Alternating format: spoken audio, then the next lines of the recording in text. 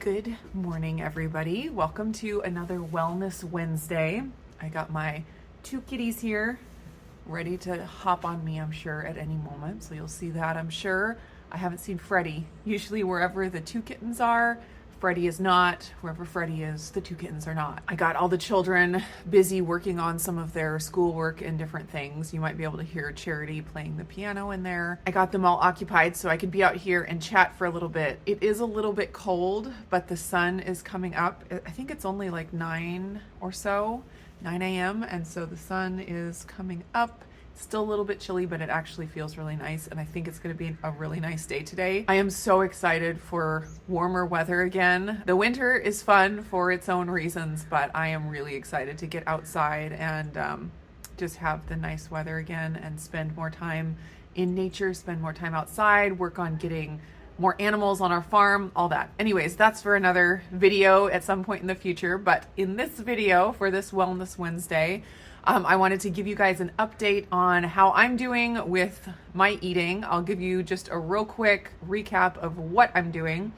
Basically, over the last 5 months, I've been going back and forth between like weight loss mode and some times of maintenance. Over the holidays, I definitely went into like a maintenance type mode and put weight loss on the back burner. So I was in weight loss mode October and most of November, and then I took a break from about Thanksgiving until the new year. January, I went back into weight loss mode. Then I told you last week that for February, I wanted to kind of take a break from doing the lean days, which is my main way that I put myself into weight loss mode. Is I have 2 or 3 lean days a week where I basically, it's like fat cycling, where I keep my protein and my carbs about the same, and I just lower fat on whatever, like 2 or 3 days a week. And that seems to really kick my body into weight loss mode, gives my body the opportunity to live off some of the stored body fat that it can't really get to when I'm feeding it lots of fat all the time. But then, of course, I don't want to stay in that lean place for too long because that can mess with hormones and, hunger and cravings and all of that. And so I try to balance it and give my body just enough time to burn off excess body fat, but then not too much so that it messes me up. So that's kind of been my strategy, and it's been working really well. I forget the exact amount, but I've lost, I think, over 15 pounds doing this in the last 5 months. And that is 15 pounds of weight that would not budge for literally years. I'm seeing numbers on the scale in these past few months that I have not seen in years, and definitely not seen without being severely hungry. So to be able to see those numbers and get my body back to a place that I really would like it to be without that starvation at the same time, super magical. Anyways, so for February, I decided to take a break from weight loss mode again, because I think it's probably good not to stay in weight loss mode for a super long amount of time. Even though I am, alternating the days and keeping it mixed up, I think I could go longer than other types of, weight loss strategies. But I still think just to give my body a break, let me settle into a new weight range, and then, when I'm ready, hop back into weight loss mode. So February, I decided to stop the lean days, and I really stopped tracking my food. I was kind of tracking my food retroactively, where I would, at the end of the day, put it all in and just see where I ended up. I wasn't tracking it in order to control what I was eating or to influence my choices necessarily throughout the day, but just to get an idea of what my macros were for the day and how much protein I was getting in and how much fat and all that. Since I cut out the lean days, I really have not tracked, except for the days that I do like a what I eat in a day video, because a lot of people are interested in how the macros break down and all that. So those are the only days I've tracked. So by and large, I have not been tracking my food. So now we are 9 days into February, and if you remember, I took the last about week and a half of January off of lean days as well because I was sick.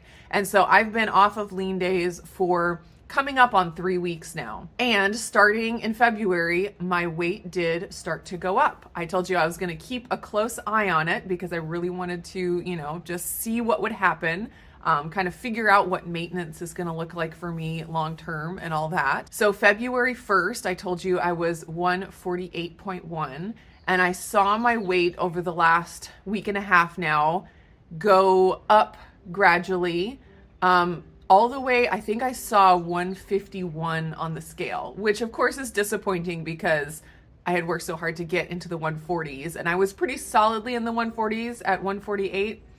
And so to see that, I was like, oh, shoot. And this is where some diet mindsets and thoughts that I have struggled with in the past come back. So I have done a ton of work, I think, healing from, body image issues and really being too focused on weight, trying to control my food, trying to control my body, and really, doing damage to my body because of that. I don't know that I would ever have been diagnosed with an eating disorder. I think there's probably a big range, and I was somewhere on that range of having disordered eating. I think it was, driven by body image and, wanting to fit into the society standards of being thin and all of that. So it just fed into like too much of a focus on weight and body image. And it was to the point previously where it was unhealthy. And I worked very hard, and I have worked and continue to work very hard to heal from that. And I think I have come really far. So as I see the scale going up this past week, I just wanted to chat about kind of my thought process and how I do still struggle with those old thoughts, but kind of how I worked through them and how I kind of deal with them in a healthier way now. So any other time in the past where if you've been on a diet and you lose some weight and you get some attention for it and you're feeling good, and then the scale starts to go back up, it can be extremely devastating and very scary, because especially if you're getting attention for it and people are, praising you and saying, oh, you look so great, you're doing amazing, what an awesome job.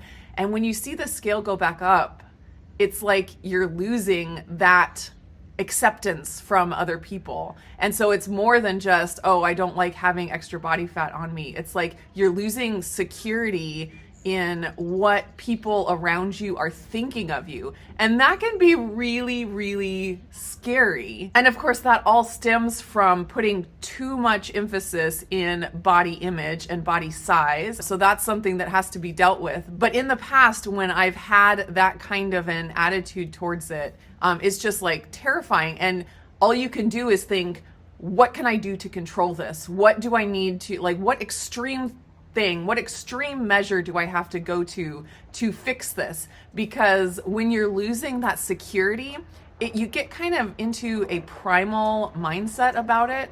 Because, if you think about back in times when we would have been in tribes and we depended on each other for survival, we don't live this way anymore because we can, order things off of Amazon and live completely alone, and we don't need anybody. But back in the day when we needed acceptance from people in order to survive, like our life depended on the people around us accepting us. If that was threatened, if it was being threatened that we weren't going to be accepted by our tribe anymore, that was a death sentence. And so there's this primal brain that kicks in where it's like, I have to fix this. And you have only one focus, and you're like, I don't care what it takes. My life depends on me keeping this weight loss and keeping the acceptance from the people around me. So what am I going to do to fix this? And in the past, I've used all kinds of different strategies, but primarily they were, starvation strategies, whether it be fasting or extremely low calorie diets, just any number of restrictions. And so, of course, as I'm seeing the scale go up this past week or so, those thoughts still come into my mind. That's not something, maybe they will always come into my mind, oh no, I need to fix this. Thankfully, I think I'm at the point of healing that I don't act on those things anymore. I still think them, and I still have that response, emotionally, but I've learned too much about myself, and I've healed too much from putting that much focus on body image that I don't act on it. But I still do have those thoughts, and I still do have to work through what am I going to do with this. And so there's plenty of advocates of body acceptance where it's like basically whatever your body does, you just accept it as good. And I don't necessarily agree with that for me in the place where I'm at. I feel like that would be, kind of like la la la la la la, like just not listening. I would rather listen to my body and receive the information that it's giving me and work through it logically and calmly and without the like panic or emotion that can come with it, and then make a plan and do something. So instead of like having that quick emotional response of, oh no, the scale has gone up, I can't eat today. Taking the information that you have from the scale and from all other sources, I mean, the scale is absolutely not the only source of information about what's going on with your body. But when you take in all that information about what's going on, you can assess it calmly and rationally and then make some changes. So for me, my first thought when I see the scale going up is like, I got to get back on lean days. I can't stay off of lean days. It's been 3 weeks and the scale is going up. So I have to hop back on lean days, which I totally could do because I think lean days are not a starvation thing for me. I think they're very healthy, but I don't want to be so quick to make that jump into something that may not be necessary. So first thing I did actually was look at the calendar and see what time of the month it was. Turns out the day that my weight was the highest over this past week and a half was the day that I was supposed to be ovulating. Sorry, that's too much information for some of you guys. But I was like, oh, well, that could explain it. Maybe that's not the reason that the scale was up, but my weight does tend to go up that time of the month. So that's like the first oh, well, that makes sense. I also think about what I've been eating in the last 3 weeks. And this is where continuing to track probably would have been helpful because it would have given me a better idea because sometimes I don't remember all the things, but I can still remember some generalities. So one thing is at Christmas, my sweet husband and my daughter Renee went out Christmas shopping and they got me some presents. And one of the things that they got me was some chocolate bars. They got me, it's the brand Back to Human, and it's like HU on the label, and it's really clean, really good quality ingredients, but they are sweetened with coconut sugar. And I had put them in the freezer and I was like, I'll save these for whenever. And so they have been in the freezer for a couple of months and I kept seeing them and I wasn't like tempted to eat them because like I needed sugar or anything. I just wanted to enjoy them because they were a gift from my husband and my daughter and they were really good quality. It wasn't like it was junk food or anything. And so I started having like 2 or 3 squares a day, basically. Not every day, but whenever I feel like it, I'd have 2 or 3 squares. And I'm at a place where I can do that without getting triggered and going overboard or anything like that. So that was totally fine as far as my reaction, mentally. It didn't trigger me to binge. Some people, it totally would have. And if you're that kind of person, I definitely don't recommend, taking those little nibbles. But for me, I knew that I just wanted to enjoy this gift that I was given. I figured I would just moderate it and have a little bit, here and there. And so I had been doing that. So that is one thing that could have been contributing to some more weight gain. I also have been more free with eating vegetables. And I know that sounds so crazy to anyone who's not in the carnivore, keto world. Anyone would think eating more vegetables equals weight loss, and that would be a positive thing.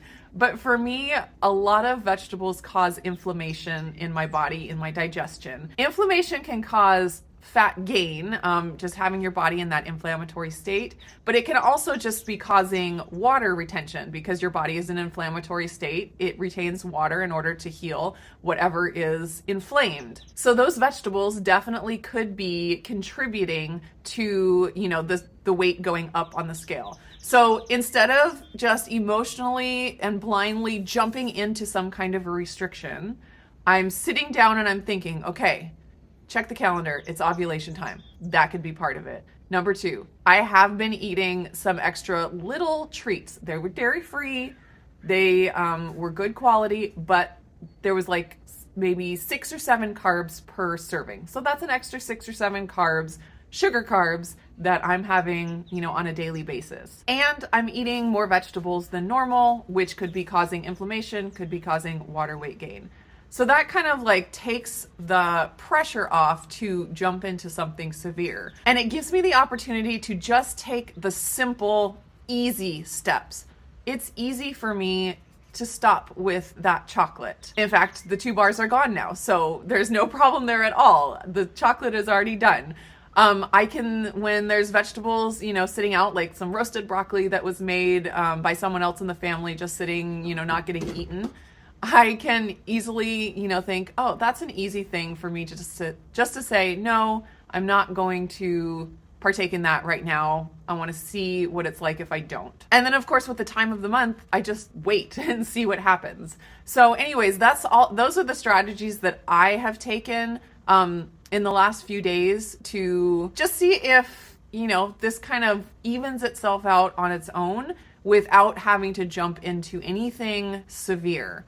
And this morning I got on the scale and I was 149.8, which means I'm still up 1.7 pounds from my very lowest, but the weight is coming back down. It's not continuing to go up. Now, if I had jumped back into severe restriction and lean days, I know from experience that first of all, I probably would have finished all the chocolate in the house before I jumped on the lean day because I wanted to get it out of the house so it wouldn't be tempting.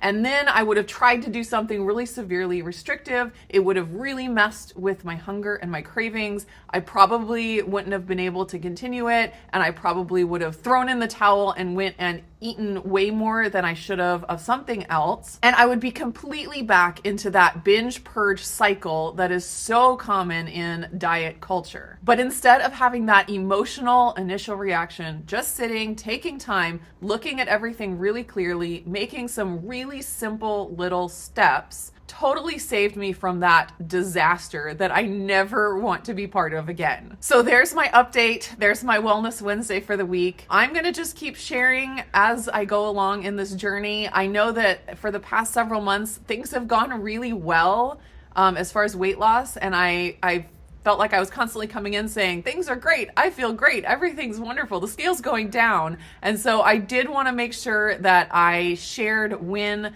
the scale did go up and kind of my working through that, because I know a lot of people are in that place of trying to figure out how to work through when things aren't going exactly how you want them to and when the scale isn't going down the way you would hope it would. So I hope this video was helpful. Let me know how you guys are doing down in the comments. I hope you all have a wonderful Valentine's Day this week, and I will just see you in another video. What are you doing, Maple? What are you doing, Maple? What about you, Cedar? Cedar.